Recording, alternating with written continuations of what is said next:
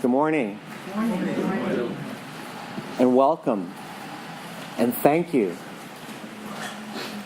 My name, I know some faces and I don't know others. So my name is Steve Dansiger. And the reason I say thank you is that I have set this day up to introduce other days that will happen, and so other retreats like this and classes that are going to be delivered both live, probably at Against the Stream, and also online, that are designed specifically for people in the helping professions and for people who might see themselves as non-professional helpers, which, in some ways, if you think about it, that's everybody.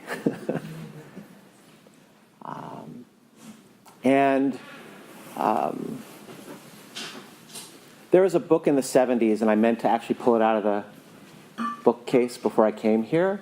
It was called Becoming Naturally Therapeutic. Anyone familiar with it? Yeah, it's one of those books, yeah.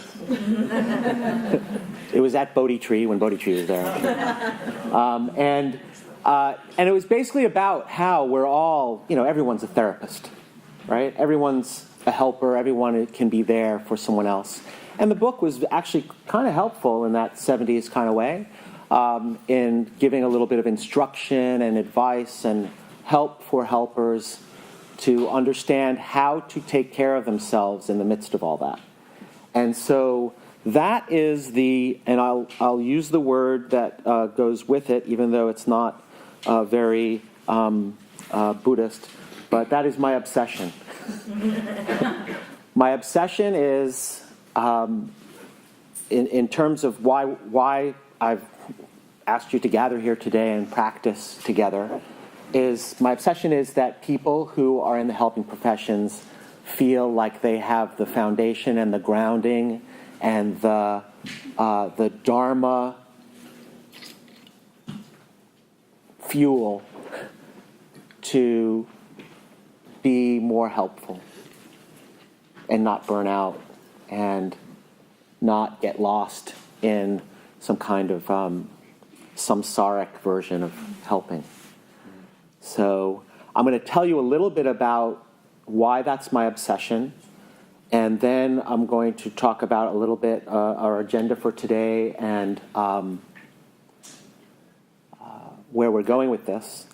And just before I start talking about myself, I just want to say thank you particularly to Noah Levine for joining me on this, because my other obsession is that my voice not be the only voice, and that when doing retreats, my intention is to co-lead them at all times with other like-minded Dharma practitioners and teachers.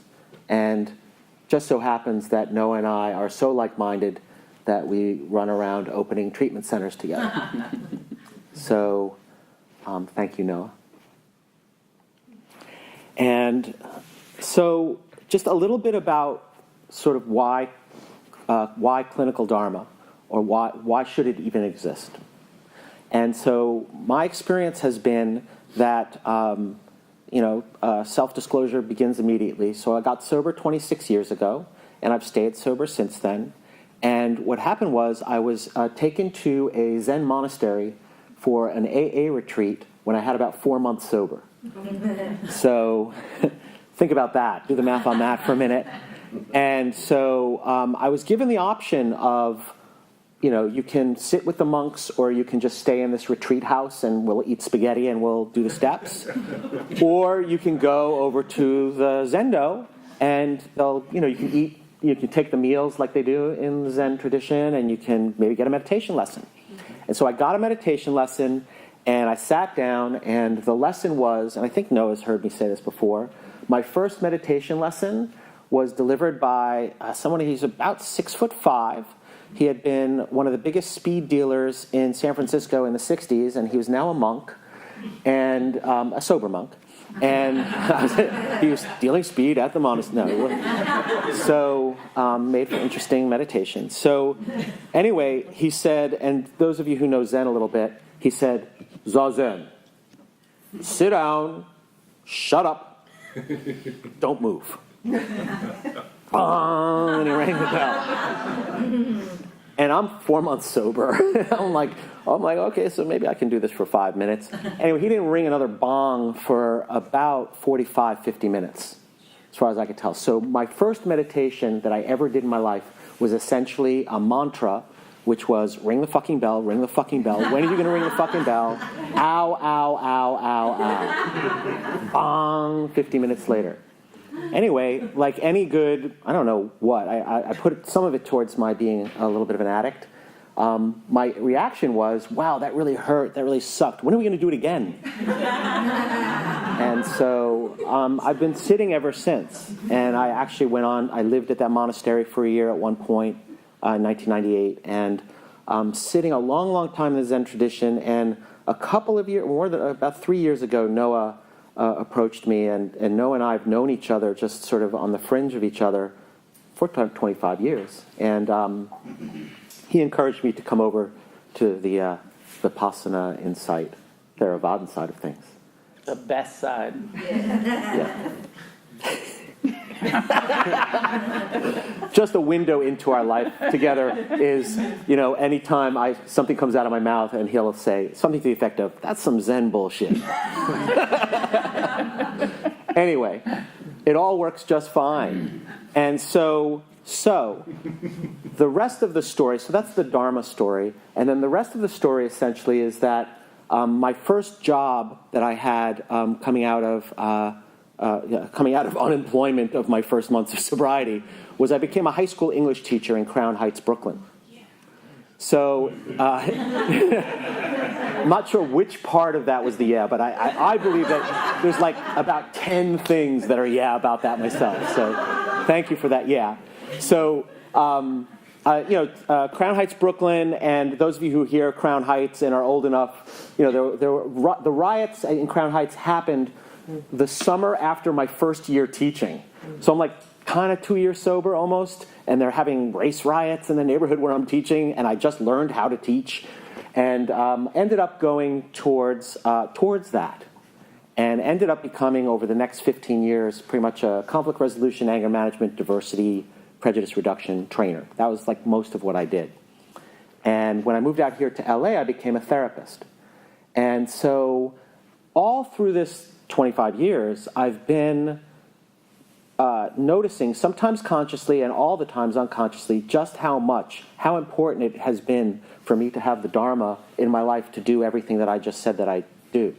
So again, it's sort of like, call it my own preference or even prejudice if you like, in terms of, it's kind of what I know, it's what happened, and so it's this direct experience.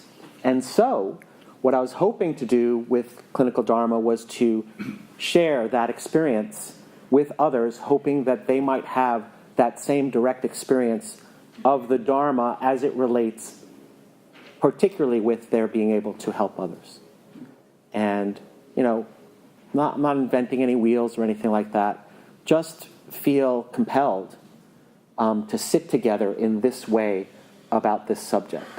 And then the last part of it is, worked in the treatment world and in mental health for the last, over 10 years.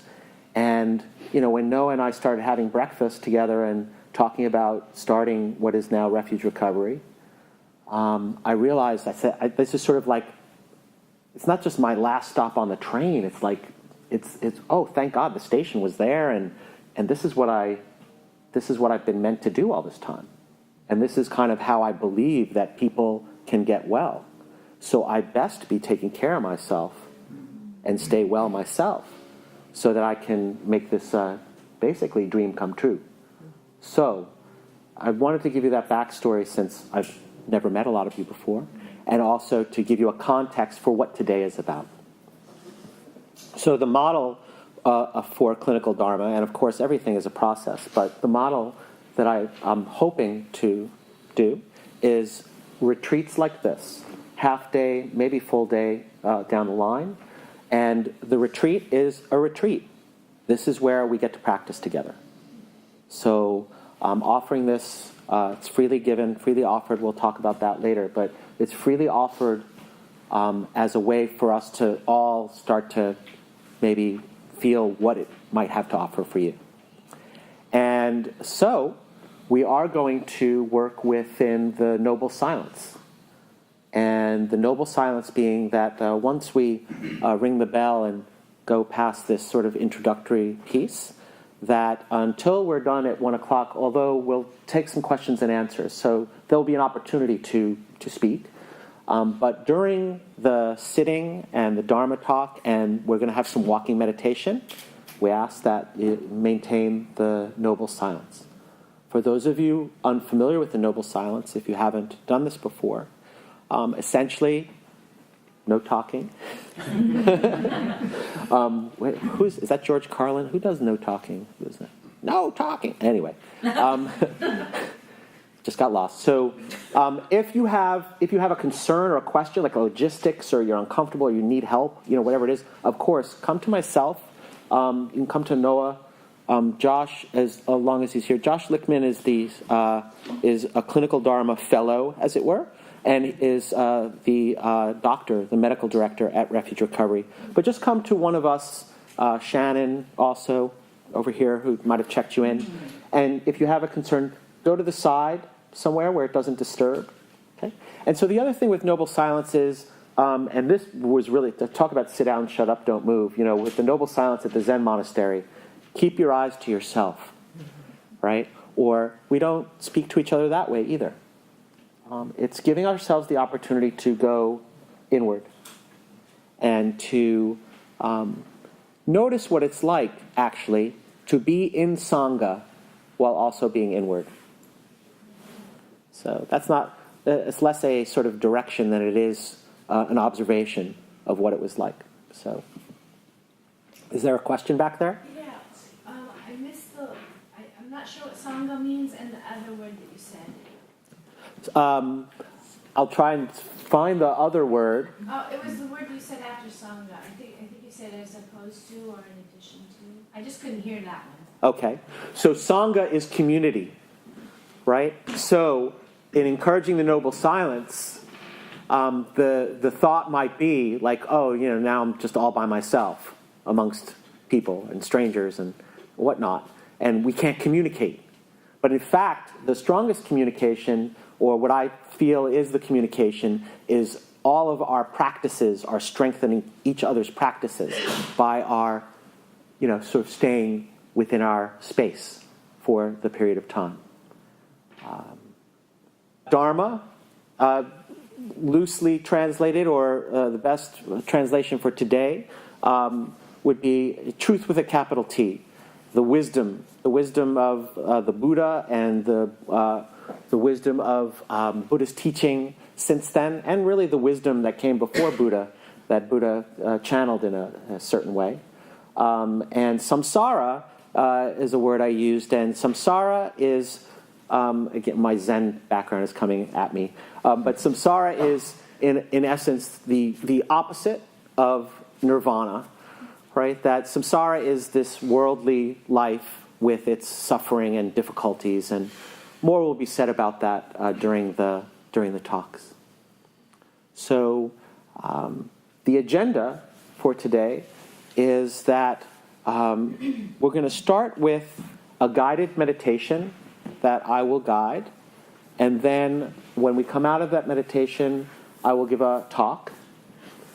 After the talk, we'll receive instructions for walking meditation, and if our group size stays where it is now, might be able to do some walking. You might be able to get a pathway going here inside, but you'll also be encouraged to, use outdoors if you'd rather. But you'll get those instructions. And then after the walking meditation period, we'll reconvene, and Noah will lead a meditation and a talk. and then we'll do question and answer. And I think that'll take us to 1 o'clock. So, any other questions? Thank you for that question. Yes? Just a logistics, some of us are parked at 2-hour meters, so we may have to kind of... Okay. So those of you who are parked at 2-hour meters, don't get a ticket, and just be as quiet as you can during whatever Probably the walking period will be perfect to feed the meter. Okay, we'll try and time the walking meditation. And the instructions will be, now walk at a pace that will get you to your meter in time to not get a nasty Santa Monica ticket. All right, there's another question in the back. Where are the restrooms? Restrooms, through that door, you make a left, and they're right over there. All right. Any other questions? Everyone ready to be noble? Yes. Sure. Where is he? Oh, there he is. Oh, you might be wondering why Mike is facing you. That's Mike Zittel. He also works at Refuge Recovery. He also was very kind, along with Dr. Josh and then Shannon, to arrive here early and help get us ready for this, completely on their own volition. So, all right. So I'm gonna go Zen on this, and I'm gonna. Go ahead, say it. No. So I'm going to hit, when I hit these clappers, the noble silence has begun. And then you'll hear 3 bells to start the sit. And 1 bell will end the sit, and I'll be giving guidance.